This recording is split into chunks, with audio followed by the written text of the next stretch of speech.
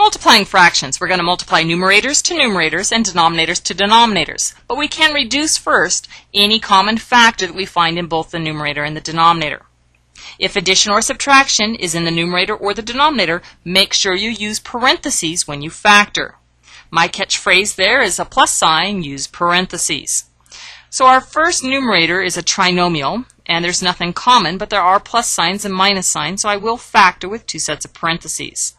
Breaking down the first term, I get a y and a y. Breaking down the last term, even though I have a couple of choices, I'm going to use the 4 and the 5.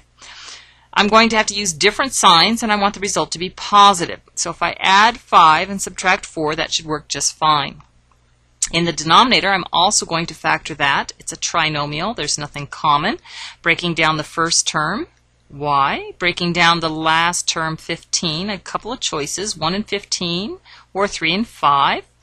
The signs are going to be different. The result should be positive. So if I have a positive 5 and a negative 3, I think that works just fine. In our next fraction, breaking down that numerator, first term is a y squared. We can do that with y and y. Last term is a 21. We can use a 1 and 21 or 3 and 7.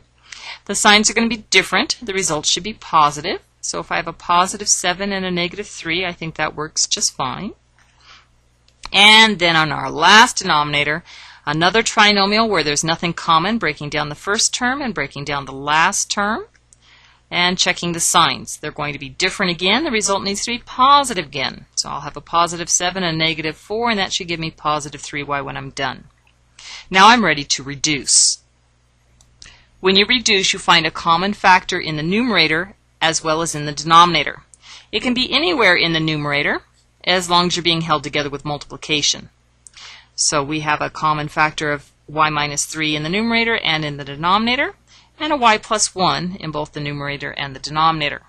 Now when I made these lines, remember they're big fat ones. So 1 times 1 times 1 times 1 in the numerator is 1. In the denominator, 1 times 1 times 1 times 1 is 1. But this is a very inappropriate way to write the fraction. Since it does reduce, we should write it simply as 1.